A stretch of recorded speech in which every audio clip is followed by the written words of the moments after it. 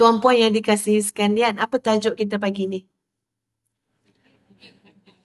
Kecil, anakku, besar, tuan. Masya Allah. Faham kan tajuk ni kan? Kecil dulu anak. Besar, bos. Habis kalau besar jadi bos, kita jadi apa? Ini yang jawab ni jemaah khadam lah apa lagi. Masya Allah Ustazah, sebenarnya tuan puan baru duk cakap panjang dengan pembantu Ustazah yang uruskan urusan kuliah. Saya kata insya-Allah Ustazah kata Ustazah nak buat satu program online. Masa tu Ustazah plan tu untuk online lah. Nak bercakap, nak bagi tumpuan yang sangat fokus tumpuan tu nak cakap pasal apa? Fiqhu birril walidaini. Tajuk dia dalam bahasa Arab. Fiqhu birril walidaini maksud dia apa dia? Fiqh. Tuan-puan pernah dengar perkataan fiqh kan? Belajar fiqh. Fiqh ni maksud dia apa? Kefahaman. Biar betul-betul faham. Faham tentang apa tuan-puan sekalian? Birril walidaini. Tak apa nanti bahagian teknikal urus. Muslimat pandang Ustazah. Dia sama tu, kecoh tu kan dia. Fiqhu birril walidaini maksudnya adalah fiqh berbakti kepada kedua ibu bapa.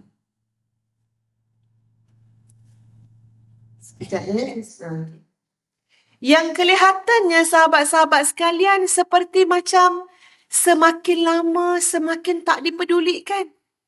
Setuju tak? Semakin lama macam kita tak tahu macam mana sebenarnya fiqh berbakti kepada kedua ibu bapa. Macam mana sebenarnya fiqh berbakti kepada kedua ibu bapa? Apakah ibu bapa kita ni sama macam kawan-kawan je? Rasa nak merajuk? Muslimat boleh dengar tak suara Ustazah? Tak berapa dengar?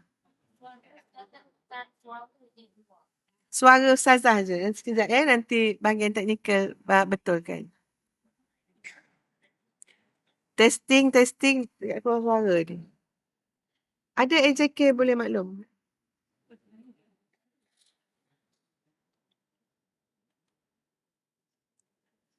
Okey, dengar dah suara Ustazah. Sebab sahabat-sahabat sekalian, kita tak mahu anak-anak zaman sekarang tidak diberikan pendedahan yang sebenar tentang fiqhu birril walidain. Mungkin mereka tak tahu sedalam mana dan seberat mana tuntutan untuk kita berbakti kepada kedua ibu bapa. Ustazah ambil contoh tuan-puan sekalian. Macam mana para ulama' menyantuni kedua ibu bapa mereka. Tak timbul isu bila dah hebat, bila anak dah berpangkat, bila anak dah berjawatan, lama-lama anak jadi tuan pada mak ayah. Tak timbul kepada para ulama' kita. Contoh, seorang ulama' yang bergelar Zainal Abidin Ali bin Husain bin Ali radhiyallahu anhuma adalah sosok yang sangat berbakti kepada ibunya. Bahkan ada seseorang yang berkata tentang Syekh Zainal Abidin Ali bin Husain bin Ali radhiyallahu anhuma, dia berkata, sesungguhnya kamu adalah orang yang sangat berbakti kepada ibumu dan aku tidak pernah melihat kamu makan bersama-sama dalam satu dulang dengan mak kamu. Sebab dulu biasalah orang makan dalam dulang kan tuan-puan kan? Ya? Tapi dia kata, kami perhatikan kamu ni, kamu tak pernah makan sedulang dengan mak kamu.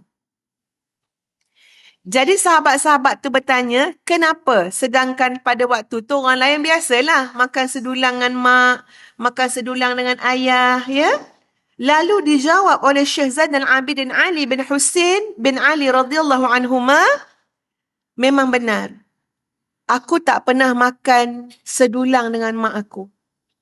Kerana aku ada kekhawatiran. Kerana aku ada kebimbangan. Kalau makan sekali sekarang dengan mak dalam satu dulang, aku ada kebimbangan dan kekhawatiran. Jadi sahabat-sahabat beliau bertanya, bimbang apa? Aku takut kalau tanganku akan lebih dahulu mengambil makanan yang sedang dilihat oleh mata ibuku. Maknanya tangan aku lebih dulu ambil. Mak tengok, sedap ni tempoyak ni, contohlah. Syekh Zainal Abidin Ali bin Husain bin Ali tu tak makan tempoyak. Tapi ni Ustaz buat contoh. Mak tu pandang dalam pinggan, dalam dulang tu, mata dia pandang tempoyak. Tengok-tengok tangan anak tu lebih dulu ambil tempoyak tu masuk dalam mulut si anak. Ini contoh. Kata Syekh Zainal Abidin Ali bin Husain bin Ali radhiyallahu anhuma, aku takut sesuatu yang menjadi keinginan ibuku, tiba-tiba aku yang lebih dulu ambil, lalu menjadi jatah ataupun bahagian selera aku. Sebab tu aku elak daripada makan sedulang dengan mak. Tak nak tanganku lebih dahulu mengambil apa yang mak terasa nak. Tapi aku pergi ambil apa yang mak aku nak, jadikan ia selera aku. Masya Allah. Masya Allah tuan-puan sekalian. Tengok macam mana, ya? Di kalangan para tabi'in tuan-puan sekalian, macam mana mereka meletakkan penghormatan dan bakti kepada ibu bapa setinggi itu. Kita dengar satu kisah tuan-puan sekalian macam mana 3 orang pemuda yang tersekat dalam gua. Ini cerita tentang mak ayah tuan-puan. Seorang pemuda yang tersekat dalam gua, lalu mereka bertawassul kepada Allah Subhanahu wa taala dengan amalan-amalan soleh mereka, supaya turunnya bantuan daripada Allah, supaya batu tu teranjak daripada menutup pintu gua tersebut, supaya mereka boleh keluar. Ini disebut dalam sebuah hadis Nabi SAW. Ingat betul-betul.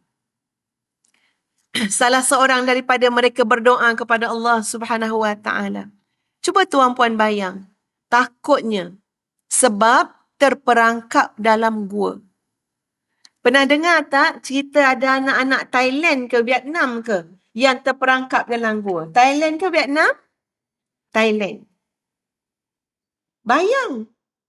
Takutnya tuan-puan, besarnya risiko terperangkap dalam gua yang tertutup, pengudaraan tidak ada, nak keluar tak dapat, maknanya nampak apa tuan-puan? Mati.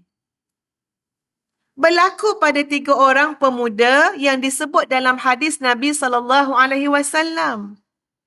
Batu ni bukan kudrat kita nak alihkan daripada pintu gua tersebut. Jawabnya apa? Matilah kita kat sini. Udara tak masuk, cahaya tak masuk, makanan tak ada, orang tak tahu kita kat sini, kita tak boleh nak keluar, orang tak boleh nak masuk tolong kita. Jawabnya apa? Boleh jadi mati. Dan memang kalau peristiwa anak-anak yang kat Thailand tu, ada beberapa orang memang meninggal dunia.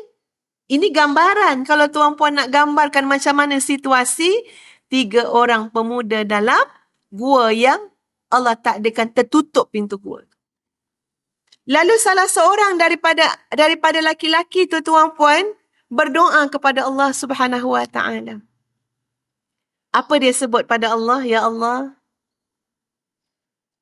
kalaulah amalan yang aku sebut ini di sisi kamu adalah amalan yang aku benar-benar mengharapkan engkau, keikhlasan kepada engkau, maka bantulah ya Allah, alihlah, bukalah pintu gua ni untuk kami ni boleh keluar.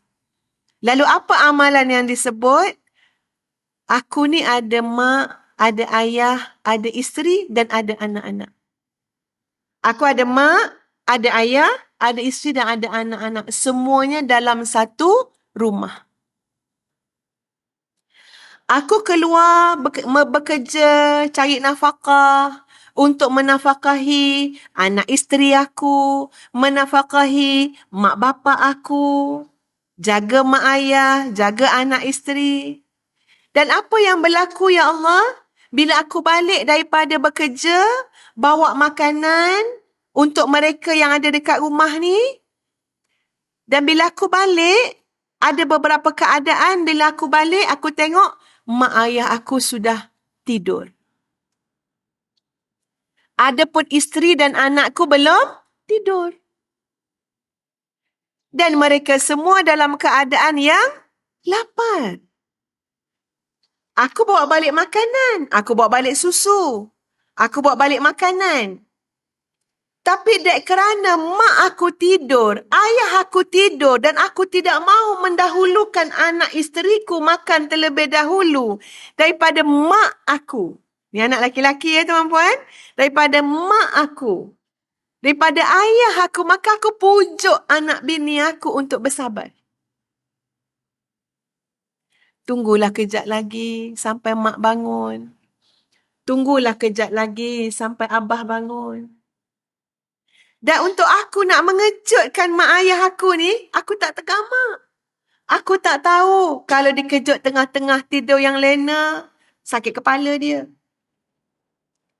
Aku tak patut buat macam tu pada mak ayah aku yang sedang tidur. Biar dia puas-puas tidur. Nanti dia bangun, maka ini mak, minum susu ni, makan makanan ni. Lepas mak ayah aku minum dan makan puas-puas, aku pujuk anak isteri aku untuk sekarang kita makan. Setelah abang mendahulukan seorang ibu untuk makan makanan yang abang bawa balik.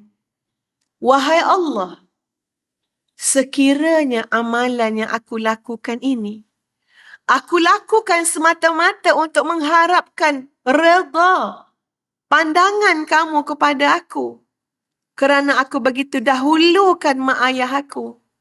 Maka tolonglah ya Allah, di saat yang sangat sukar dalam hidupku ini, turunkanlah bantuanmu kepadaku. Lalu bergeraklah batu yang menutup pintu gua tadi tuan-puan. Bergerak, nampaklah cahaya masuk, nampaklah adanya ruang-ruang insya-Allah. Kalau bergerak sikit lagi, boleh keluar daripada gua tersebut. Nampak amalan apa yang disebut oleh Nabi SAW dalam hadis tersebut?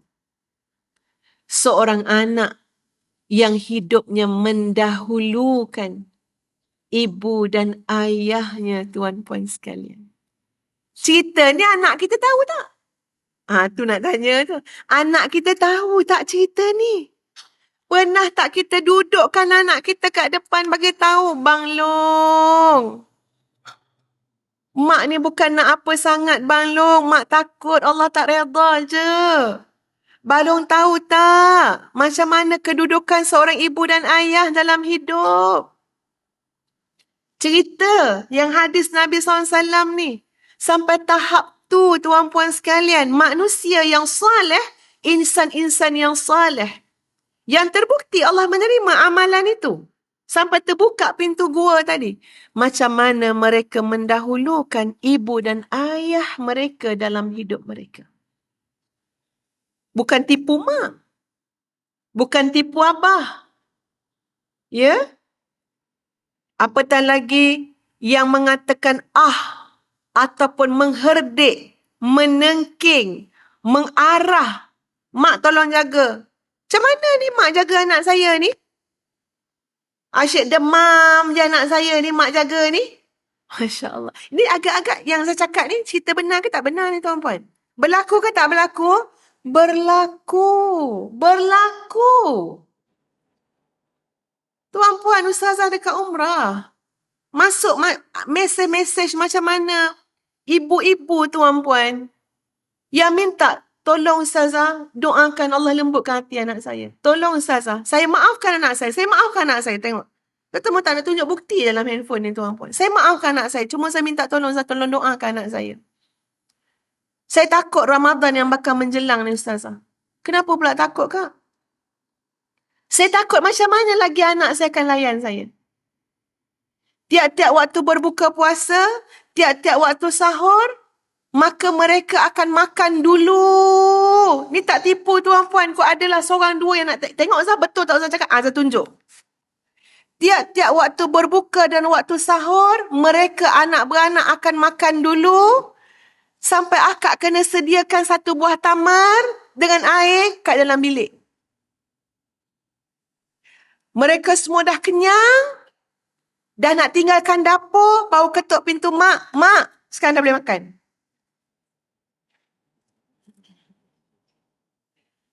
Rumah siapa tu Kak? Saya tanya.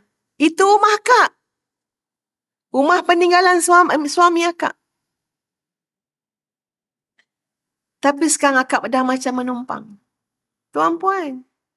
Dan akak tak pernah tunjuk air mata kat depan anak. Cuma akak cakap dengan Ustazah sebab apa? Akak nak minta doa. Dan akak takut ni, ya Allah, nanti kecil lagi hati aku ni Ramadan ni. Ramadan tahun lepas kecil hati dah. Dan sentiasa sebut, aku maafkan ya Allah, aku maafkan dia ya Allah, aku maafkan. Saya faham perasaan mak tu.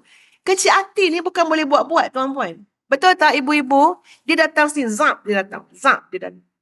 Kita lah yang tak datangan. Wahai Allah, jangan kau ambil sangatlah soal aku berasa hati ni. Mak pula yang kena ngadu dengan Allah. Ya Allah, janganlah ambil sangat ya Allah. Aku salah, aku sensitif sangat, Mak kena ngadu macam tu dengan Allah. Nak nyelamatkan anak. Sebab anak tak peka langsung macam mana untuk menjaga hati dan berbakti kepada ibu dan ayah. Itu saya kata, ya Allah, kalau boleh kumpul anak-anak ni kan, tak kisahlah umur berapa, kita semua ni anak, bukannya anak bulu betung. Kita ada mak bapak nak cakap. Nak cakap apa dia? Ingat. Amalan yang sangat besar, yang sangat utama untuk kita mendekatkan diri kita kepada Allah Subhanahu Wa Taala adalah antaranya berbakti kepada mak ayah. Dan amalan yang Allah paling benci, Allah paling laknat tuan-puan bila berlaku pendurhakaan kepada ibu dan ayah. Jangan terlupa yang tu. Sebab itu ada seorang laki-laki tuan-puan sekalian. Oh, dia pernah buat jahat, dia pernah buat maksiat. Zaman Nabi SAW, zaman Nabi. Dia pernah buat maksiat, dia pernah buat jahat, lalu dia terfikir nak bertaubat.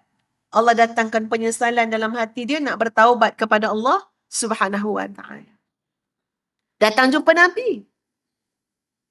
Bertanya kepada Nabi SAW, aku ni dulu orang jahat. Aku dulu banyak buat maksiat ya Rasulullah. Dan sekarang aku nak bertaubat daripada dosa-dosa yang aku pernah lakukan. Maka ya Rasulullah SAW, tunjukkan kepada aku bagaimana aku nak menyempurnakan taubat ini. Bagaimana aku nak berubah jadi baik ni, tunjuk ke aku ya Rasulullah. Tuan-puan boleh bayangkan orang nak jadi baik macam mana, orang nak bertaubat macam mana, orang nak berubah macam mana. Dia macam, apa benda yang aku nak buat dia supaya Allah terima aku ni, supaya Allah terima taubat aku ni. Okeylah, laki-laki tadi hidup zaman Nabi SAW, boleh tanya Nabi langsung.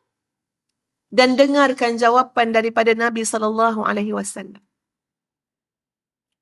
Nabi bertanya langsung kepada pemuda tadi. Mak kamu masih ada ke tak ada? Dia nak taubat tuan-puan daripada dosa maksiat yang dia pernah buat. Dan Nabi SAW bertanya, mak kamu ada lagi ke tidak? Dia kata ada. Lalu Nabi kata, pergilah balik ke sisi ibu kamu, berbaktilah kepada beliau, itu jalan taubat untuk kamu. Masya Allah. Tabarakallah. Satu pedoman yang ditunjukkan oleh Nabi SAW. Kamu nak jadi orang baik ke? Kamu nak taubat ke? Kamu nak hijrah ke? Kamu nak soleh ke? Kamu nak dekat dengan Allah ke? Satu insan yang kamu kena lihat di mana kedudukannya dalam hidup kamu adalah mak bapak kamu. Masya Allah, tuan-puan. Kita mungkin terfikir, oh kalau nak jadi baik, qiyamul lail. Nak jadi baik, puasa sunat banyak-banyak. Nak jadi baik, sedekah hebat-hebat. Nak jadi baik, apa lagi? Tolong orang. Betul ke tak betul tu? Betul. Tetapi ada yang lebih utama. Apa dia? Kamu ada mak ayah tak? Jangan sedekah kamu sampai ke Vietnam. Sedekah kamu sampai ke Palestin. Sedekah kamu sampai ke Ghana. Sedekah kamu sampai Zimbabwe. Tapi duit kamu tak sampai untuk menginfak ataupun nafkah kepada mak ayah kamu di kampung. Tuan-puan boleh faham maksud Ustazah? Jangan sampai demikian yang berlaku dalam hidup kamu. Kamu boleh buat macam-macam kebaikan pada orang jauh, tapi mak kamu dah 7 bulan, lampu kat bilik air dia tak nyala. Kok nyala pun macam lampu disko. Kelip-kelip. 7 bulan. Anak berapa orang? 10 orang. Seorang pun tak ada tukar mentol lampu dapur. Lampu bilik air. Yang berisikokan mak boleh jatuh dalam bilik air. Entah tiap-tiap kali mak tu masuk bilik air, terdetik tuan-puan lah mati. Jatuh aku kat sini, siapalah yang tahu kau. Tapi anak jutawan. Anak disebut-sebut sebagai orang yang banyak bersedekah. Nolong siapa? Orang jauh. Sebab kita tak memahami fiqhu birril walidain. Keutamaan adalah mak ayah. Sebab tu Nabi tanya, mak kamu ada lagi? Ayah kamu ada lagi? Kepada dia kamu balik berbakti. Itu jalan untuk kamu jadi orang baik. Itu jalan hijrah kamu, taubat kamu kepada Allah Subhanahu wa ta'ala. Masya Allah. Muslimin muslimat yang dikasihi sekalian. Nabi SAW bersabda, Raghma anf, raghma anf, raghma anf. Apa maksud raghma anf? Dia macam simbolik sikitlah maksud dia. Anfun ni hidung. Tapi bila istilah dalam bahasa Arab, bila sebut raghma anf, maksud dia binasalah. Binasalah, binasalah, binasalah. Siapa yang sebut? Nabi Muhammad sallallahu alaihi wasallam. Apa yang Nabi kata binasa-binasa ni ya? Kalau dalam kitab lain ada yang menterjemahkan raghma anf ni, celakalah. Tapi Ustazah nak bagi okey sikit, ringan sikit tu, Ustazah ambil yang binasalah. Sebenarnya, kalau nak terjemah, celakalah. Siapa yang Nabi cakap macam tu kat dia?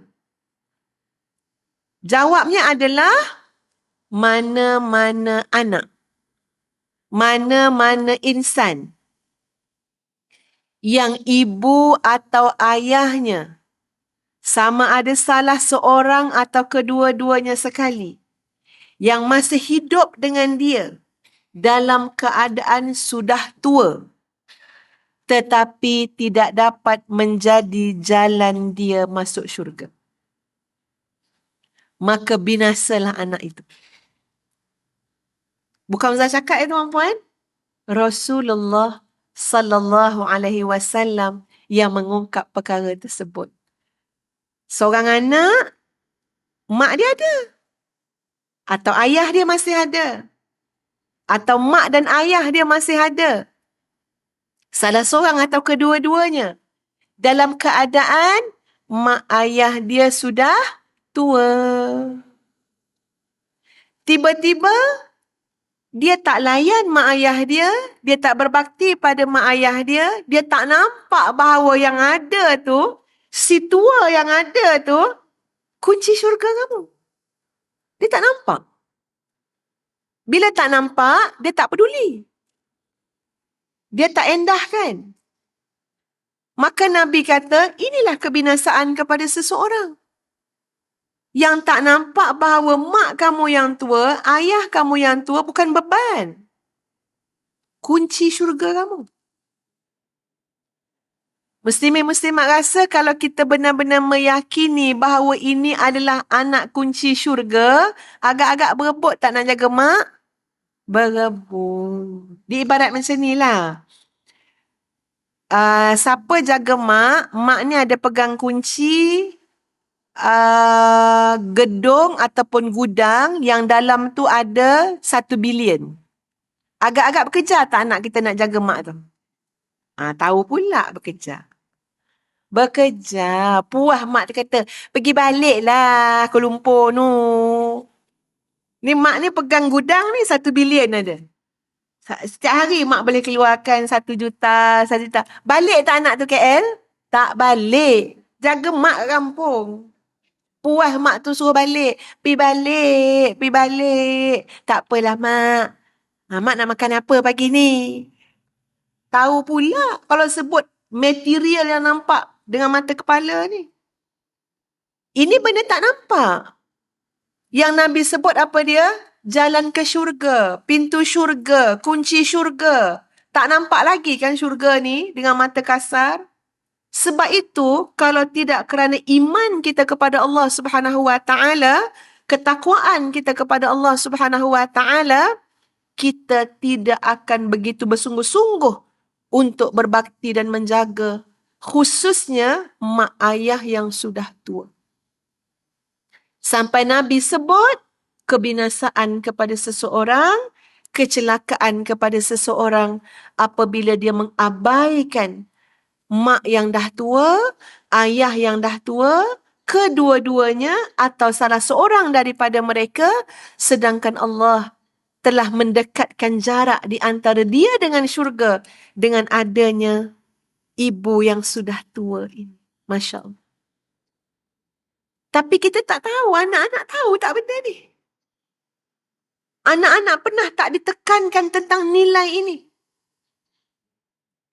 Mana dalil Qurannya? Mana dalil sunnahnya tentang berbakti kepada ibu bapa? Jangan sampai besok yang kita sebut tajuk tadi lah. Kecil jadi anak. Besar jadi bos. Besar jadi bos. Tuan-puan, ada ramai mak ayah yang takut dengan anak, tuan-puan. Tak sepatutnya takut dengan anak. Tapi takut. Takut ustazah. Kan dia mengamuk karang. Habis pintu karang semua belentung-belentang. Tak berani akak. Masya Allah, terbalik. Dah terbalik. Macam mana mak boleh takut nak tegur anak? Ini ustazah bercakap tuan-puan. Ustazah pun mak. Ya, kita juga anak. Lepas tu dalam masyarakat pun maknanya ialah kita bertemu dengan macam-macam isu. Tak sedikit mak ayah yang sangat takut untuk menegur anak-anak. Tak ada ustazah, kak pendam je lah. Karang ditegur karang. Tak berbunyi dia dengan kita. Bertambah lagi kecil hati kita karang. Masya Allah. Haram tuan-puan, haram anak buat macam tu kat mak. Ustazah banyak kali nangis dengan anak-anak. Memahamkan anak-anak. Ini bukan soal Umi sangat. Bukan soal Umi nak suruh jaga hati Umi sangat. Yelah kita tahulah kita makin tua makin sensitif kan. Tapi Umi takut pandangan Allah kepada anak-anak. Pandangan Allah kepada anak-anak. Kenapa? Perintah untuk buat baik dengan mak ayah ni bukan perintah kita. Bukan kita suka-suka tuan-puan. Perintah Allah. Perintah Allah. Apa Allah sebut dalam Quran? Dalam surah Al-Isra. Catat, balik suruh anak kita baca. Kita pun sama-sama menghayati sebab kita ada mak ayah kan? Dalam ayat yang ke-23, ayat ke-24. A'udzu billahi minasy syaithanir rajim.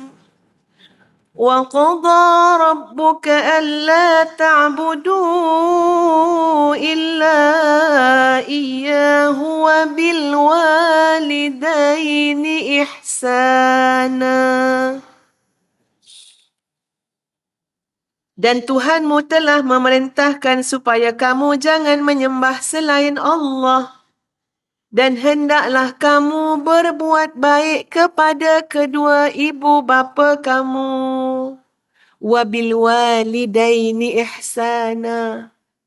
Buat baiklah pada mak ayah kamu. Ihsan. Apa makna ihsan? Buat sehabis baik yang boleh. Apa makna ihsan? Mengharapkan pandangan Allah dalam setiap perbuatan yang kita buat. Apa makna ihsan? Letak diri kita di tempat orang itu. Macam mana kita nak orang buat kat kita, macam itulah kita buat kat orang. Itu makna-makna ihsan. Kalau kita besok nak anak kita buat macam mana kat kita? Nak anak kita tempik kita ke? Nak anak kita halau kita ke? Nak anak kita hina kita ke? Atau kita nak anak kita menyantuni kita? Anak kita berbakti kepada kita? Maka buat yang demikian pada mak bapak kita. Sebab anak kita perhati apa yang kita buat. Itu ihsan. Benda kita tak nak orang lain buat kat kita, jangan buat pada mak ayah kita. Surah Al-Isra ayat 23 dan 24. Saya sambung ayat dia ya. A'udzubillahi minasyaitanirrajim. إما يبلغن عندك الكبر أحدهما أو كلاهما فلا تقل لهما أف ولا تنهرهما وقل لهما قولا كريما.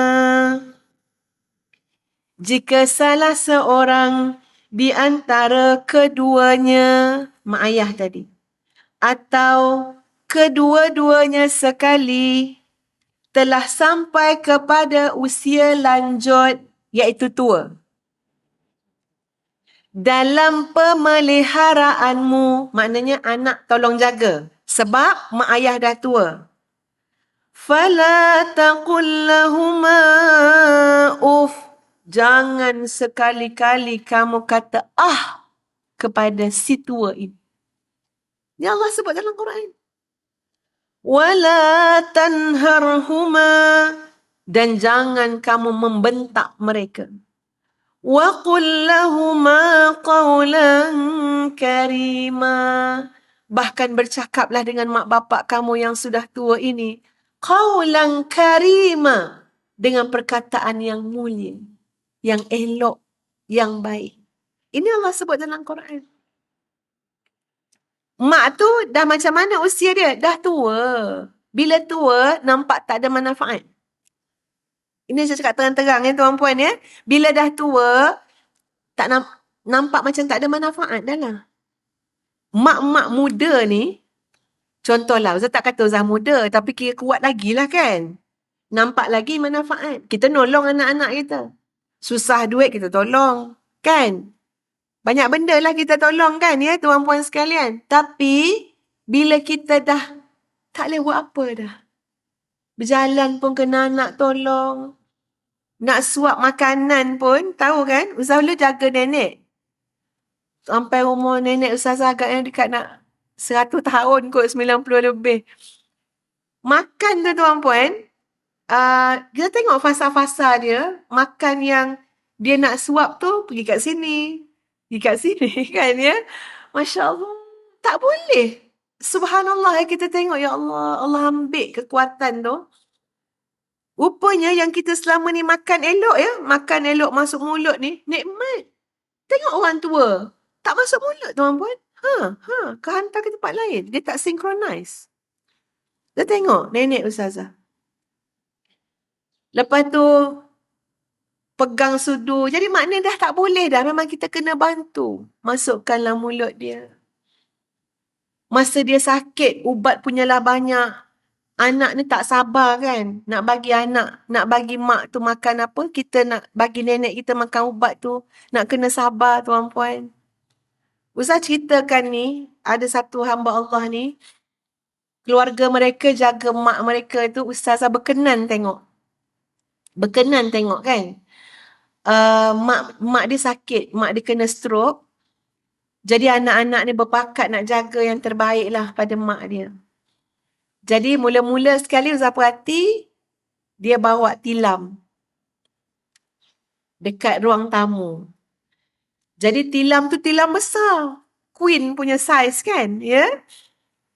Ustazah kata, lebih baik tilam single. Sebab yang sakitnya single, ya. Tapi tilamnya queen. Tapi Ustazah bukan anak kepada yang sakit, ya. Jadi bila Ustazah cakap, lebih baik tilam single kot, ya. Tapi anak-anak tu sudah berpakat. Oh tak. Kami nak menemankan mak tidur. Maknanya yang sebelah tu kami, yang sebelah itu kami. Jadi tak boleh satu, kena berdua. Jadi Ustaz pun melihat macam mana mereka akan jaga mak mereka ni. Jadi Masya Allah tuan-puan sekalian, mak tidak pernah tinggal seorang. Tak pernah. Sebab tak nak memberatkan perasaan mak untuk fikir, aku seorang ni. Nak manggil susah orang stroke kan? Suara tak clear kan? Jadi tak nak ada rasa bimbang mak tu, maka rotate. Jangan ada waktu yang mak seorang-seorang. Nak tidur pun tak apa, tapi sebelah mak. Sebab mak senang nak apa? Nak gerak. Dah difikirkan segala kemudahan dah untuk mak tu. Jadi saya kata, Masya Allah, bagusnya. Kemudian, duduk sebelah mak tu tuan-puan, ni saya tengok ya, anak lelaki maupun anak perempuan, mereka bukan jaga mak dalam keadaan tertekan. Mereka jaga mak untuk buat mak tu boleh ceria, ketawa. Sebab mak tu stroke ya, semua yang ni semua perlu kepada apa? Rangsangan, saraf-saraf, sel. Berbakat keluarga tu tuan-puan apa dia? Buat mak ketawa. Supaya saraf pada wajah mak tu boleh cepat baik. Masya Allah. Ni Ustaz tengok ni keluarga tu. Layan mak dia. Jadi macam-macam lah anak ni duk bercerita. Ma ingat tak masa dulu kita orang. Dan memang Ustaz nampak ma tu nak ketawa. Sebab apa? Anak ni buatkan suasana tu tuan-puan sekalian. Suasana menceritakan balik pada mak. Macam mana bestnya zaman kita semua ni kanak-kanak mak. Mak jaga kita macam mana. Mak ingat tak yang mak buat itu, mak buat ini. Mak tu agaknya tak ingat dah yang dia stroke katnya. Sebab apa? Mendengar cerita anak ni. Seorang demi seorang. Ustaz tengok. Ustaz jadi saksi mata kepala tuan-puan tengok. Sampai saya kata, Masya Allah, Allah nak ajar aku ke? Macam mana nak jaga mak bapak aku? Bila masa makan ubat, nanti Ustaz teringat nenek. Ustaz jaga nenek dulu. Dengan keluarga ni jaga mak ayah. Makan ubat. Ubat banyak. Ubat stroke, ubat kecil manis, ubat darah tinggi. Kita nak bagi orang sakit makan ubat ni, kena sabar. Kalau boleh, 20 biji tu nak masuk sekali. Kita tak duduk tempat dia. Kita tak duduk tempat dia, tuan-puan. Bukan sengaja tak boleh masuk. Memang tak boleh masuk. Tersekat. Tersekat. Siapa pernah sakit tahulah tuan-puan ya. Sebab mungkin Ustaz kerap sakit. Jadi kita tahulah menjiwai benda tu. Jadi, memang mak ni tak berapa nak makan ubat. Tapi Ustaz kata, Masya Allah, Allah ilhamkan anak-anak. Dia boleh buat jadi macam benda tu enjoy tau. Fun. Okey, Ma. Masya Allah, warna-warni ubat Ma. Ma nak warna apa lu? Kuning ke, hijau ke, merah ke, biru? Ma tu tengoklah ubat dia. Dia macam main-main macam tu kan. Lepas tu Ma tu pun tunjuk, nak warna biru. Okey, kita makak biru dulu. Makak biru. Ya? Tengok, tunggu. Macam mana Ma? Okey dah. Boleh tak kita pilih hak lain pula? Tak comel biru saja. Ya? Tambahlah, makan banyak baju warna merah. Ustaz tengok, Masya Allah. Jadi mak tu dia tak terfokus kepada susah makan ubat. Anak ni menghiburkan. Tuan-puan lupa ke macam mana mak ayah tu menghiburkan anak kecil-kecil? Agah anak tu. Lagi anak tu ketawa, lagi mak tu suka kan? Rakam ni anak ketawa ni rakam. Mahalnya anak ketawa pada seorang ibu. Tapi bila mak kita tua, kita tak nak ke buat mak kita ketawa? Tak mahal ke mak ketawa, tuan-puan? Ada tak anak-anak yang nak rakam? Sukalah tengok mak gelak. Dulu mak kita suka tengok kita gelak. Mak kita rakam. Lagi kita bahak-bahak, kita ketawa. Lagi tak tentu arah dia mengagah kita. Tapi semuanya terbalik ya tuan-puan. Sebab tu Allah peringatkan dalam Quran, dalam hadis Nabi SAW. Kamu kena ingat, cagaran mak ayah kamu ni syurga. Apa lagi yang kita nak selain daripada syurga? Ada lagi ke yang lebih best daripada syurga? Tak ada. Jadi bila saya tengok, Masya Allah, hebatnya keluarga tu jaga. Dia buat mak dia ketawa. Dia buat mak dia ceria masa mak dia stroke, tuan-puan. Dan dia jaga mak dia punya solat dengan sebaik-baik. Solat. Ma solat, ma ikut saya, ma solat. Dia visualkan solat tu sungguh cantik sekali. Okey ma, sekarang ni kita nak solat Zuhur. Zuhur berapa rakaat ma? Sebab orang stroke kan, dia kena dibantu untuk ingat balik. 4 rakaat. Ma ikut saya, tengok mulut saya, tengok pergerakan saya, tengok semua saya. Tapi macam mana anak tu buat yang tuan-puan? Kedudukan anak tu duduk, mak tu disandarkan di badan dia. Anak lelaki-lelaki. Ustaz tengok. Tuan-puan, kalau tak daripada kasih sayang, tak jadi benda ni.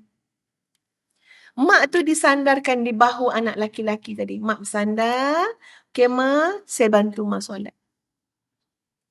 Dan dia berbisik di telinga mak dia dengan lembut. Sekarang kita menghadap Allah Subhanahu Wa Taala, kita qiyam, nak takbiratul ihram. Mak boleh dengar saya, mak angguk dengar. Sekarang kita takbir mak, Allahu Akbar, Allah yang Maha Besar. Mak ni pun buatlah sekadar yang dia mampu. Ustaz tengok dia kata, Masya Allah. Masya Allah. Okey, ma, baca sama-sama dengan saya Al-Fatihah ni. Bismillahirrahmanirrahim. Sabarnya anak ni nak habis 4 rakaat dengan mak dia. Lama tuan-puan, lama. Tapi apa sangat nak bandingkan dengan kesabaran mak ayah kita, jaga kita daripada kita kecil.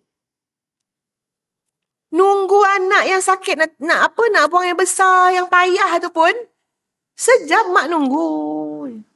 Dah ke belum? Dengan minyak gamatnya, kan, gosok kat belakang tu. Dengan segala pekakas nak menolong. Ni budak kecil-kecil kan susah nak buang air.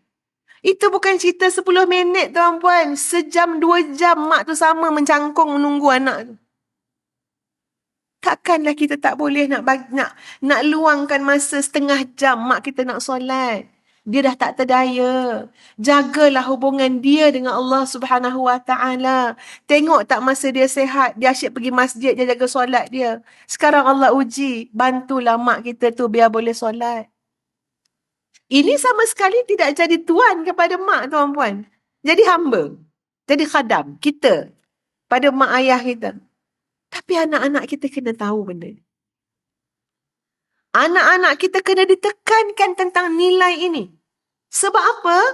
Kembali kebaikan tu kepada mereka. Percayalah tuan-puan, tak perlu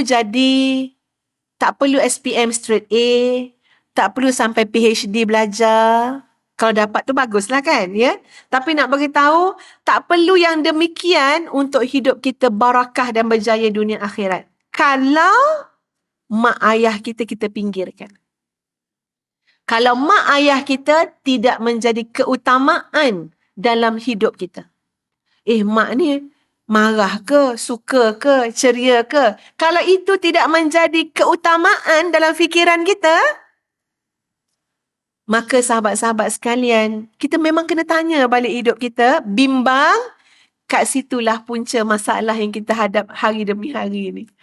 Ya, sebab tu kalau ada orang datang kadang, bahkan saya cakap pada diri sendiri juga, kalau banyak masalah tu, masalah ni, masalah macam-macam, tengok, aku buat macam mana dengan mak? Kena tengok. Ya, kalau orang datang, saya masalah tu, masalah ni, kita tanya, mak kat mana? Mak kat kampung. Macam mana layan mak? Macam mana jaga urusan mak? Pernah tak duduk depan mak, mengadu masalah kita pada mak, minta doa daripada mak? Pernah tak? Atau kita hidup separate, buat asing-asing, mak urusan mak, saya urusan saya.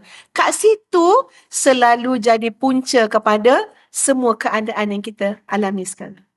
Kunci dia siapa? Mak ayah. Jadi benda ni lah, Masya Allah tuan-puan, kita sebagai anak-anak kena sedar, ya, anak-anak kita juga kan yang sedang membesar ni dia kena tahu. Sebab tu tuan-puan, ya Allah, jangan sampai anak tarik muka depan mak ayah, dibiasakan. Anak merajuk. Tuan-puan, Ustazah bila dengar cerita kan, ada kan 3 orang anak perempuan yang meninggal dunia dekat Kelantan masa banjir. 3-3 tuan-puan dikatakan kena renjatan elektrik. Tengok kan gambar tu kan, 3-3, ya Allah. Terbujur semua. Dan Allah pelihara aurat mereka kan, 3-3 anak perempuan. Kita tak boleh nak bayang macam mana mak ayah tu menghadapi ujian tersebut. Allah lah yang beri kekuatan. Dan bila Ustazah dengar luahan daripada mak ayah dia, memang sampai kat Ustazah benda tu tuan-puan, kat hati. Mak ayah tu kata betapa baiknya anak perempuan mereka ni. Sampaikan, saya ingat ayah tu kata, anak ni tak sempat mereka ni nak buat apa kat dapur, anak ni dah tanya dah, abah nak makan apa? Maknanya sarapan pagi tuan-puan, anak perempuan dah tanya dah. Esok abah nak sarapan apa? Saya buatkan. Mak nak minum apa? Saya buatkan. Petang dah ada dah, contohnya lah, ni bah, cokodok, lepat pisang. Abah nak tak? Siapa buat? Anak perempuan buat. Wahai mak-mak sekalian, apa tuan-puan fikir sekarang? Ingat benda ni mudah ke? Mudah ke untuk seorang anak perempuan ambil alih tugas mak dia kat dapur? Masya Allah. Sampai tanya, mak nak makan apa mak? Saya buatkan. Esok abah nak sarapan apa? Saya buatkan. Kata mak ayah dia, inilah anak-anak kami yang jaga selera kami, apa yang kami nak, sedaya upaya mereka nak gembirakan dan buatkan. Saya kata, Masya Allah, Tabarakallah, ini anak solehah. Sebab kadang-kadang yang berlakunya lain, tuan-puan. Mak tu dah susah payah, dah masak kat dapur. Sekarang nak panggil makan. Bukan suruh masak, tuan-puan. Nak ajak makan. Raikan yang mak dah masak. 14 kali ulang kat bilik ni. Jomlah makan, jomlah makan. Tak masuk lagi yang suruh adik tolong panggil, abang tolong panggil. Tak masuk lagi yang message ni, tak masuk lagi yang call ni, miss call berapa banyak pula. Bukan suruh masak, suruh makan. Agak-agak di mana kedudukan anak yang seperti ini nak dibandingkan dengan anak yang tanya, mak nak makan apa? Saya buatkan. Abah nak makan apa? Saya buatkan. Tengok Allah ambil mereka, Masya Allah tuan-puan. Dengan redha daripada mak ayah mereka. Dengan doa daripada berapa ramai masyarakat yang tahu kisah tersebut. Mendoakan mereka, jannah lah, syurga lah untuk mereka. Tapi kita tengok mereka hidup macam mana. Bukan nak tengok kejayaan ni tuan-puan. Kejayaan yang kita kata, kita ni suka menobatkan kejayaan yang hebat-hebat. Dapat panjat gunung Everest lah, apalah segalalah. Sebenarnya nak jadi anak soleh, solehah ni lebih susah daripada naik gunung Everest tu. Kalau itu dapat dicapai oleh kita, oleh anak-anak kita, itu satu kurniaan yang sangat hebat, satu nikmat yang sangat besar. Tapi macam saya kata tadilah, fiqhu birrul walidaini, fiqh berbakti kepada ibu bapa mesti dihadam, ditekuni oleh setiap kita supaya kita tahu meletakkan di mana kedudukan mak ayah kita dalam hidup kita. Tuan-puan, andai kata ada mak ayah kita dalam program, contoh sebab ni Ustaz belajar daripada kitab, ni ada kitab depan Ustazah tajuk dia Sa'adatul abna fi birril ummahati wal aba. Kebahagiaan anak-anak dalam berbakti kepada ibu dan ayah. Macam mana ulama-ulama terdahulu, tuan-puan, kalau mereka sedang memberikan tausiah ataupun kuliah, ada mak ayah dalam tu, maka mereka akan memberikan ucapan pujian selepas memuji Allah, kemudian selawat kepada Rasulullah SAW, maka jatuh tangga ketiga adalah pada mak ayah mereka. Walaupun dalam tu ada VVIP yang lain. Tengok.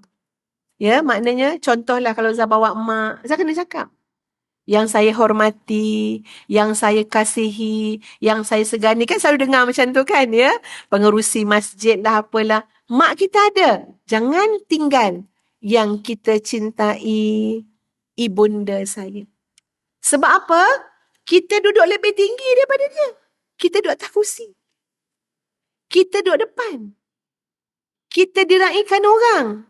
Kita bukan siapa-siapa pun tanpa mak kita. Sebab tu ada seorang ulama, tuan-puan sekalian, dalam kitab ni sebut. Dia tersohor pada zaman dia. Dia punya murid beribu-ribu, ribu-riban tuan-puan sekalian. Tapi sahabat-sahabat dia heran. Kalau mimpi, masuk dia dalam mimpi, pasti sahabat-sahabat ni akan melihat dia dalam mimpi tersebut, janggut dia ada mutiara. Jadi disebutlah oleh ramai-ramai ni, betul lah kita kalau mimpi dia mesti janggut dia ada mutiara. Orang ni pun kalau mimpi dia pun nampak janggut ada mutiara. Jadi lama-kelamaan adalah yang bertanya, kenapa ya asal mimpi kamu je, kamu datang dalam keadaan janggut tu ada mutiara? Maka Syekh ni jawab, saya pun tak tahu. Tu mimpi kamu. Cuma, apa yang berlaku kat janggut ni, sebenarnya janggut ni adalah lap kaki mak saya. Tiap-tiap kali saya balik daripada majlis, daripada keramaian, yang anak murid saya beribu-riban ni, saya takut. Saya takut hati saya meninggi diri depan mak saya. Tak nak depan mak pun kita rasa, saya ni kan hebat. Saya ni tengoklah murid saya ribu-riban.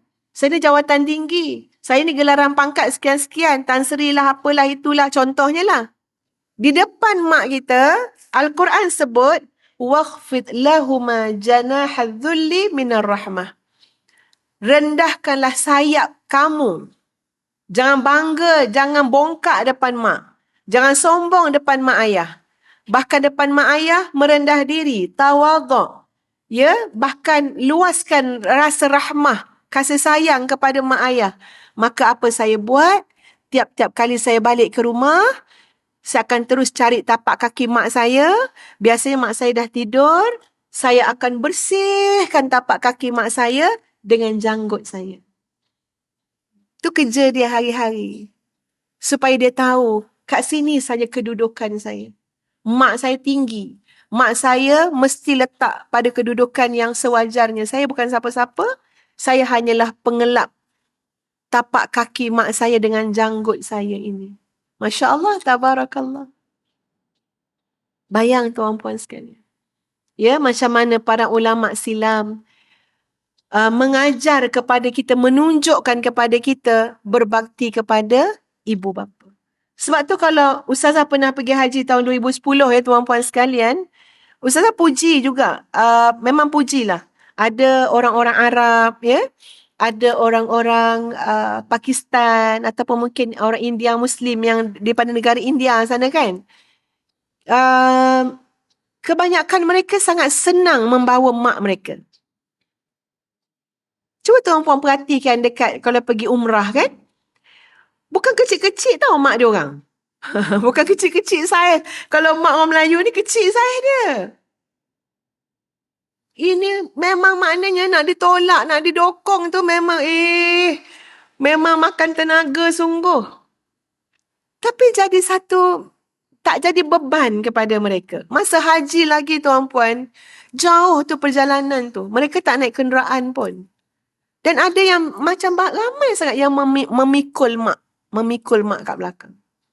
Ustazah dalam bas tu tengok kan, memang kata Masya Allah, Tabarakallah. Hebat anak-anak ni. Tuan-puan bayang agak-agak anak-anak kita nak pikul tak kita macam tu? Tak payahlah pergi haji, Mak. Kau dah uzur-uzur ni. Duduk rumah. Duduk rumah. Degil. Allah. Degil pula tu. Degil. Ini bukan saya buat-buat, tuan-puan. Selalu dah dengar. Ada mudah anak-anak cakap. Dah tak dengar cakap. Kadang-kadang, tuan-puan, kita pergi ziarah orang sakit kan. Bukan kita nak tengok sangat. Tapi tu yang kadang-kadang berlaku. Mak tu degil, Ustazah. Allah. Kita dengar tu pun. Tapi yelah. Yelah, dia jaga mak dia kita pun. Tapi, tuan-puan, tak patut keluar daripada ayat kita. Kita patut taubat, takut Allah tak terima nanti amalan kita. Mak tu degil, Ustazah. Tu yang jadi penyakit datang balik tu. Orang nasihat tak dengar. Tuan-puan, haram kita sebut macam tu, haram. Tak payah sebut macam tu. Kita melambat-lambat degil tak dengar apa yang mak kita cakap. Jatuh mak kita jaga. Sakit mak kita rawat. Kalau tanya mak ayah tu tak ada seorang pun nak degil dengan anak dia. Tak ada seorang pun nak nyusah anak-anak dia. Tengok mak-mak kita macam mana. Ustazah makin jadi mak. Makin berusia makin faham. Kenapa mak tak nak duduk dengan anak? Nak tahu jawapan dia? Kenapa mak tak nak duduk dengan anak? Biarlah rumah aku kecil. Biarlah aku duduk sorang-sorang. Biarlah lampu tak nyala. Biarlah. Selagi mana boleh duduk sorang-sorang, tak nak duduk dengan anak. Tuan-tuan tahu apa sebab dia? Teka-teki Ustaz selalu terfikir juga. Ustaz ada mak tak nak duduk dengan anak. Mak, kita orang ratib, maknanya buat giliran. Jaga mak kat kampung. Semua sekali, daripada anak, cucu, cicit, semua kena ambil giliran. Cuma kalau ada hari tak dapat tu, mak datang rumah lah. Datang rumah anak. Itu pun kita nampak mak dah risau dah. Mak nak duduk rumah mak. Ya? Sebab apa ya tuan-puan sekalian? Sebab jiwa mak ni memang lain. Jiwa mak ni, dia menanggung apa yang berlaku pada anak tu lebih berat daripada apa yang berlaku pada dia. Setuju tak mak-mak? Lebih berat. Tak tahu kenapa. Kita sakit, kita boleh tanggung insya-Allah. Berat juga, tapi boleh. Anak sakit, lebih berat untuk kita tanggung. Cucu ke, masalah anak-anak depan mata, ya Allah. Dia punya. Ustaz cakap macam ni tuan-puan. Ustaz baru dapat cucu. Cucu tu bukan apa pun, kuning je. Kuning. Tapi kuningnya lama. Jadi anak tu masuk hospital, keluar hospital, masuk hospital. Anak menantu, kita kesian. Padahal kita dulu masuk hospital, keluar hospital. Kan anak kita kuning semua. Semua kuning, tak ada yang merah. Kuning semua. Taklah sesakit itu kita nak rasa. Tapi kena kat cucu, anak cucu. Ustazah tengah ceramah apa semua. Dapat mesej, dah masuk hospital balik. Naik balik kuning dia. Nak bagi tahu tuan-puan, sampai baca Yasin, kuning je pun. Ustazah baca Yasin. Ni nak pergi ceramah ni, ingat ni nak ceramah kat Terengganu. Tengok masa, sempat lagi ni baca Yasin ni. Baca Yasin. Tanya PA Ustazah tu. Heran dah faham kita baca Yasin kan. Rupanya cucu tu kuning. Wa idza aradallahu syai'an ayaqul lahu kun fayakun. Nak ambil lah, tarik lah kuning ni, ya Allah, hilangkanlah. Sebab apa? Kesian ke anak cucu. Kita bagi masa kita ni untuk apa? Berdoa pada Allah, solat hajat. Itu baru penyakit kuning. Bayangkan penyakit lain. Nak bagi tahu itu mak. Itu jiwa mak ya. Kalau anak-anak tak tahu ya, itu jiwa mak. Tiap-tiap yang berlaku pada anak dia, itu penanggungan pada dia. Sebab tu mak yang dah tua, tak nak tengok dah semua tu. Biar tahu cerita je, supaya berdoa. Masalah apa? Masalah tu. Mak doa. Mak doa, mak doa, mak doa, mak doa. Tengok depan mata ni dia lain. Dia tengok depan mata ni tuan-puan. Oh ya Allah. Tengok anak bergaduh laki bini. Tengok cucu tak hormat pada mak dia. Itu memang dah tak tertanggung dah kat mak yang dah tua ni tuan-puan. Sungguh saya kata. Tak tertanggung dah. Lebih baik dah duduk rumah seorang-seorang. Berdoa je kerja dia. Baik untuk anak. Baik untuk cucu. Baik untuk apa. Supaya apa? Benda tak masuk ke hati. Sekarang kalau duduk dengan anak. Macam tadilah. Lambat ajak makan dah berasa. Kok suruh makan dulu pun dah berasa. Dia banyak sangat benda. Jadi tak nak libatkan soal hati. Baik tidak depan mata. Ya, macam-macam. Jadi baik tak depan mata. Itulah yang mak-mak ni nak menjaga hati dia. Supaya tak terguris. Supaya tak berasa. Baiklah, mak duduk rumah orang tua-tua kat pondok mana-mana. Elok dengan geng-geng mak aja sekarang kan ya. Itu pilihan yang mak kita pilih. Duduk kat mana-mana pondok kan. Gi belajar agama. Bukan tak sayang anak. Sentiasa dalam doa. Tapi untuk duduk tengok balik semula segala yang berlaku tu, mak ni nak selamatkan supaya kehidupan anak tu lebih baik. Mak tak banyak berasa hati. Itu saya fikir antara sebab ya tuan-puan, ada mak-mak yang sanggup, orang kata apa, mengesot kat rumah seorang-seorang. Tetap tidak mahu duduk dengan anak. Makna dia adalah sebab-sebab dia. Dan sebab tu bukan kerana kepentingan diri mak tadi tak. Lebih baik duduk dengan anak, lebih baik anak uruskan. Tapi supaya tak ada benda yang masuk ke hati. Biar doa dari jauh. Tengok, lepas tu kan jumpa. Itu lebih apa? Lebih menenangkan untuk hati mak tadi. Demikianlah seorang ibu dan ayah tak habis-habis berfikir untuk kesejahteraan anak-anaknya di dunia dan di akhirat. Maka adalah satu dosa yang sangat besar bila anak-anak itu mengabaikan mak ayah dia, baik mengabaikan hati mereka, mengabaikan perasaan mereka, mengabaikan kebajikan mereka, mengabaikan keperluan mereka. Apa yang mak kita nak tuan-puan, sehabis daya cuba usahakan. InsyaAllah Allah akan bagi barakah hidup kita. InsyaAllah. Adalah satu kisah tu, saja ceritalah. Dulu mak mertua Ustazah. Mak mertua Ustazah ni seorang ibu yang sangat baik. Itu Ustazah melihat dia ya. Dia jaga anak-anak tuan-puan ya Allah. Ustazah rasa Ustazah pun tak terbuat macam dia buat. Anak menantu semua dia jaga sama je. Dia buat baik. Dia manusia baik. Hati mulia. Kalau balik kampung tuan-puan sekalian. Dia memang nak masak yang sedap-sedap pada anak cucu. Dia bukan buat-buat tu, memang betul-betul. Maknanya kalau dia tak bagi Ustaz tolong kat dapur tu, bukan buat-buat. Ustaz nampak dia memang betul-betul tak bagi tolong. Sebab tu Ustaz pun tak nak tolong.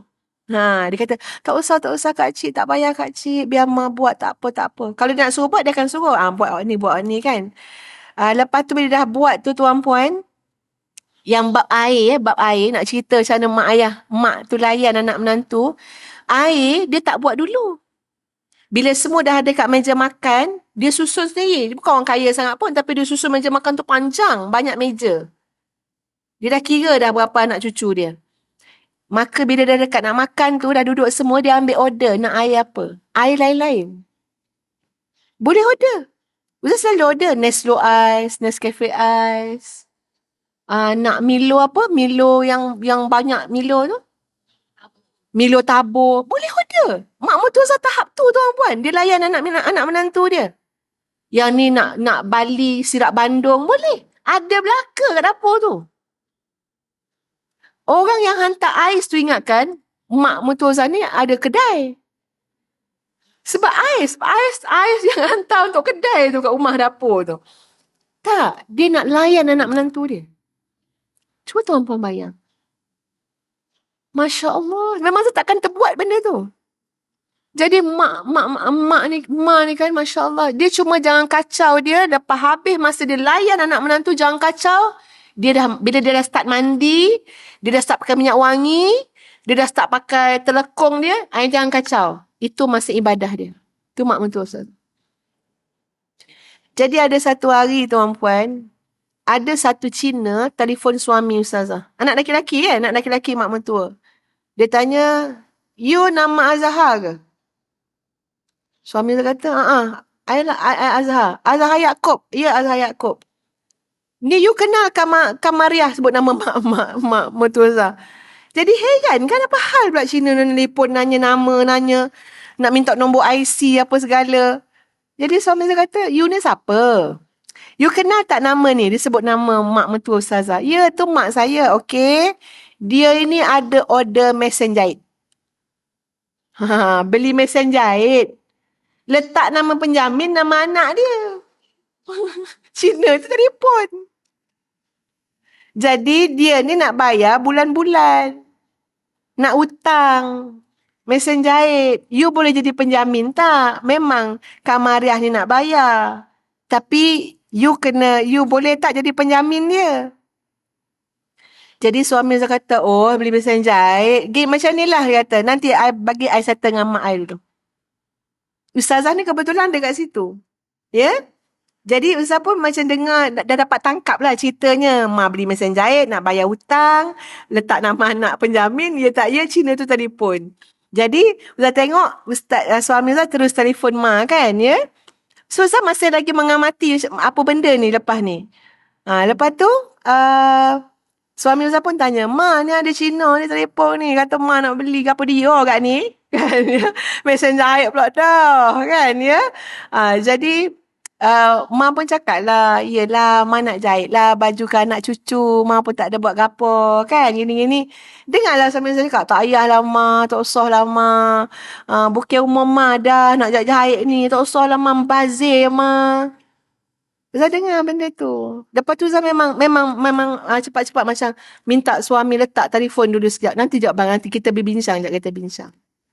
So okey lah, lepas tu Ustaz kata dengan mak dia, sekejap Ma.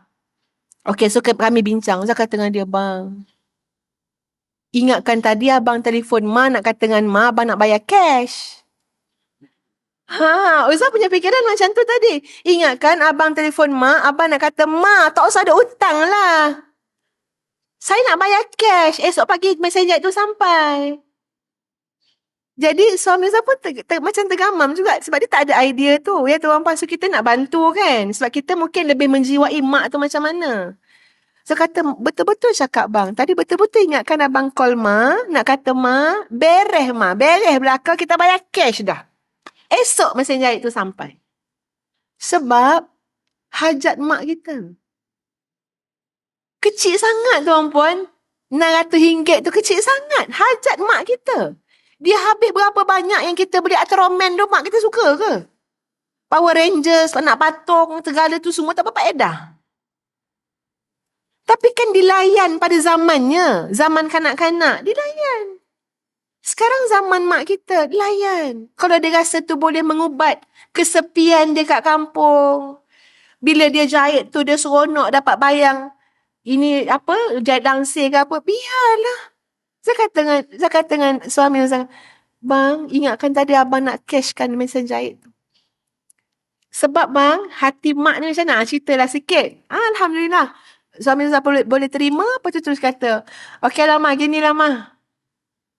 Mak tu kata dah tak apalah Zahar, Mak tak jadi belilah. Mak tak jadi belilah. Dah mula dah. Kan dia, tak apa Mak beli. Kita nak cash, kita nak bayar selalu kepada token tu. Suruh dia hantar selalu pada Mak. Mak gunalah ikut Mak nak jaga apa dia pun enggak. Dia kata kan, ambil lah untuk Mak.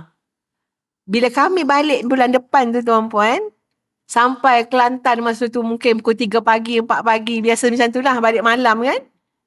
Wah, Mak ni nunggu depan pintu dah lah. Depan pintu. Arwah dah mak mentua Ustazah ya, Nizah cerita. Tunggu depan pintu dah. Kau main manis. Dia memang ada tek lalat satu bawah. Manis sangat. Jangok orang dia. Tunggu. Mana cucu-cucu Ma ni? Surprise. Cucu-cucu masuk. Anak kecil-kecil. Semua masuk tu menjerit-jerit dalam rumah. Kita tak masuk lagi apa benda dah menjerit-jerit dalam rumah tu. Seronok sangat. Rupa-rupanya Ma tu dah sidaikan dah. Sangkut hanger dah. Baju anak-anak ni sedondon dengan tudung dia tu. Beropol-opol. Masya Allah ni hasil mesin jahit ni. Anak-anak, anak umur 2 tahun yang ni, 5 tahun yang ni, yang laki-laki macam, mak tu memang kreatif tuan-puan. Ya Allah, cantiknya budak-budak tu, seronok dapat ni. Ustazah masuk dengan suami kan? Sedap lah mesti kata, bang tengok bang, apa mak buat. Tengok. Bukan sikit balasan tuan-puan kita menggembirakan mak kita. Bukan dia nak untuk kepentingan dia. Dia mikir anak cucu dia. Saya kata, Masya Allah, anak-anak zaman sekarang, tolonglah ingat. Kalau kita nak hidup gembira, kalau kita nak barakah, kita nak bahagia, mak kita jadi apa sekarang? Mak kita sedang bahagia ke tidak? Mak kita sedang gembira ke tidak? Mak kita sekarang ni terjaga ke tidak? Itu penanda aras apa yang kita akan dapat atas dunia hari ni. Penanda aras. Tapi siapa yang lupa mak bapak dia? Contoh ya tuan-puan, ada mak mengadu dengan ustazah. Ada seorang mak mengadu dengan ustazah. Dia kata, dia cuma nak luah je. Dia dah cakap dengan Allah dah. Tak ada apa-apa ya Allah, tak ada apa-apa. Mak-mak memang suka macam tu. Tak ada apa-apa ya Allah, jangan. Aku tak ambil hati, aku tak ambil hati. Tapi terasa. Tapi tak ambil hati macam tu lah ya. Jadi dia kata, dia jaga anak cucu. Jaga anak cucu. Jadi bila jaga anak cucu ni, dia kata anak dia tu bukan tak baik, anak dia baik. Ya, dia pun nolong jaga anak cucu. Tapi kadang-kadang perbuatan anak tu, contoh kan, dia bagi anak cucu tu makan. Adalah dia beli. Jadi anak ni macam, jangan, yang tu jangan bagi makan. Macam tu. Dia mungkin nak cepat ke apa. Jadi ada pelakon-pelakon anak tu, yang tu tak boleh makan. Tak boleh makan yang tu. Yang ni tak boleh. Dia kata kadang-kadang, dia kata, Ustazah, ya Allah, takut ni nak bagi apa kat cucu ni makan ke apa benda ni kan. Sebab cara anak tu stopkan mak tu, kadang-kadang memang saya bawa hati lah, bawa diri ke masjid kan ya. Tapi kadang-kadang kelibat-kelibat tu datang. Datang. Kadang-kadang saya nak tolong bantu. Menasihatkan anak cucu. Tapi mungkin cara tu tak kena. Jadi anak saya ni akan macam bagi apa ni, jangan campur macam tu. Dia tunjuk tangan tu. Jangan campur. Ui, dia kata, bila anak laki-laki kita buat macam ni kat kita, minta maaf cakap Ustazah, hati saya runtun. Sedangkan kamu dulu mak jaga. Tiba-tiba mak nak bantu kamu jaga anak kamu. Kamu macam ni kat mak. Itu on the spot Ustazah, runtun hati saya. Saya cuma doa, wahai Allah, ampunkan aku sebab aku terlalu sensitif. Tuan-puan, yang main-main ya anak-anak dengan mak ayah ni, yang kita sedar dan kita tidak sedar, ingat. Yang kita sengaja dan yang kita tak sengaja. Maknanya apa? Kesungguhan seorang anak untuk jaga hati mak ayah tu mesti letak pada peringkat yang paling tinggi. Jangan buat mudah. Nampak mak macam lain je tu. Pergi. Mak, maaf saya mak berasa hati ke mak? Ada tak anak kita datang macam tu? Ada anak tuan-puan. Alah, biarlah dia dah tua besok apa ni. Mak memang macam tu. Elok dia kan tu. Jangan macam tu. Jangan asyik kata elokkan tu. Pergi tuan-puan. Tak berkat hidup kita. Selesaikan urusan tu. Mak berasa hati ke tadi mak. Saya tak ada niat mak. Selesaikan. Maaf saya mak. Betul ke mak maaf saya ni? Maaf saya mak. Ya Allah. Mak ni bukan nak ambil hati sangat. Tapi berasa dia buat macam mana ya. Banyak dah kerja dia buat dulu kan ya. Berasa. Tapi kadang-kadang anak-anak tuan-puan take for granted. Dia tak datang nak minta maaf. Dia tak rasa peluang lepas solat minta maaf tu bukan peluang biasa ya tuan-puan ya. Duduk tertib depan mak ayah. Mak, maaf saya mak. Dosa yang saya sengaja, yang saya tak sengaja, yang saya sedar, yang saya tak sedar. Berhalus dengan mak ayah ni bercakap. Siapa nak ajar tu? Kecuali kita kena didik anak-anak tu. Cakap. Saya pernah cakap dengan anak-anak, Umi nak hadamkan buku ni kat rumah ni. Umi nak buat kursus kat rumah ni. Rumah Ustazah lah dengan anak-anak cucu ni. Sebab apa? Sebab itu pertolongan kita kepada mereka. Kalau tak, mereka tak tahu. Dengan mak ayah kena berhalus. Wa qul lahuma qawlan karima. Mak, maaf saya mak, benda saya sedar tak sedar, sekali tak sengaja. Ini tak. Alah, biarlah yang elok kan tu. Itu memang kerja dia, hari-hari merajuk, kata kat mak dia. Masya Allah. Tak berkat hidup tuan-puan, tak berkat. Di mana mak kita sekarang, kedudukan dia, itulah jatah kebahagiaan kita sekarang. Pagi-pagi hari telefon mak. Mak okey mak. Yang mak kat kampung kan. Mak, saya minta maaf mak. Minta maaf. Tak dapat menemankan mak. Minta maaf selalu. Kita tak dapat buat yang terbaik, minta maaf. Tapi ni, semua sama-sama tahu dah, sama-sama sibuk. Macam tu. Tak boleh ya tuan-puan. Wallahu ta'ala a'lam. Cakap pasal mak bapak ni memang panjang lah ya bendanya. Cuma ustazah nak kita yang hadir, yang mendengar ni sedar. Ia adalah satu amalan yang terlalu besar. Kedudukannya di sisi Allah Subhanahu wa ta'ala. Kalau kita nak baiki kehidupan kita esok lusa, baiki dulu hubungan kita dengan mak kita sekarang. InsyaAllah esok lusa kita bersinar-sinar, cemerlang gemilang.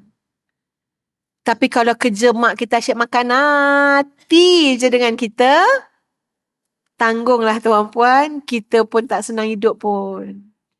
Walau dah diberikan harta yang banyak, jawatan yang besar, pangkat yang macam-macam, tetap tidak bertemu kebahagiaan dan ketenangan dalam hidup. Rupa-rupanya tersangkut kat mana? Hati mak dengan ayah kita. Ustaz pernah tuan-puan dapat mimpi, masa tu arwah abah masih ada, mimpi abah tulis surat. Abah tulis surat, sampai tulis surat tu mimpi dalam tulisan Jawi bahasa Arab. Abah tulis surat, kat bawah sign tu abah tulis, yang menunggumu di muka pintu. Bangun tu tanya pembantu Zaza, menangis meraung, dia kata saya kena balik batas semua program. Sampai mimpi abah kata, yang menunggumu di muka pintu Musa bin Saleh. La ilaha illallah. Ke abah ni mendam rindu kat kita. Kita tak balik tengok dia. Walaupun kita kata kita dah jumpa dah minggu lepas. Tapi rindu ayah tu pada kita sampai mimpi tuan-puan.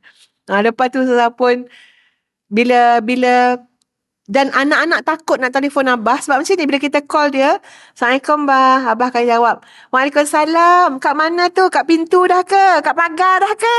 Jadi semua takut nak telefon. Nak menjawab, nak kata tidak di pagar tu satu beban pada kami. Yang bestnya apa? Kalau abah kata kat pagar dah kan? Ya bah, kat pagar depan dah ni. Yang tu sedap. Maknanya Masya Allah itu hati mak ayah kita tuan-puan. Rindu dengan anak. Nak anak balik selalu. Jenguk selalu. Dan kita jangan jadikan tu beban. Sebab keberadaan mereka adalah nikmat yang tidak terhingga. Kita akan tahu nikmat tu bila dia dah tak ada. Ya, bila dah tak ada tu rindu bukan kepalang pada arwah abah kita, arwah mak mertua. Yang kalau dulu tuan-puan, kita ada masalah apa-apa, duduk je depan dia, duduk depan dia, rasa ada tupang. Rasa macam ada tongkat kita bergantung. Ya, doa mereka yang masih ada. Jadi fikirkan tuan-puan, mudah-mudahan Ramadan yang bakal datang ni, ya, bahkan Masya Allah menjadi satu turning point yang besar untuk kebahagiaan dan kemakmuran hidup kita, yang kita melangkah dengan mengambil kira satu amalan yang paling afdal di sisi Allah Subhanahu wa ta'ala selepas salat pada waktunya, iaitu berbakti kepada kedua ibu bapa. Jangan fikir nak jadikan mak kita tu, ya, pembantu kita lah, kita pula tuan apa semua, tak. Nobatkan mereka pada satu tempat yang paling tinggi dalam hidup kita. Mereka ada keutamaan mereka seperti mana yang Allah dan Rasul telah jelaskan dalam Al-Quran dan hadis-hadis Nabi SAW. Astaghfirullahalazim. Astaghfirullahalazim. Astaghfirullahalazim li wa lakum. Assalamualaikum warahmatullahi wabarakatuh.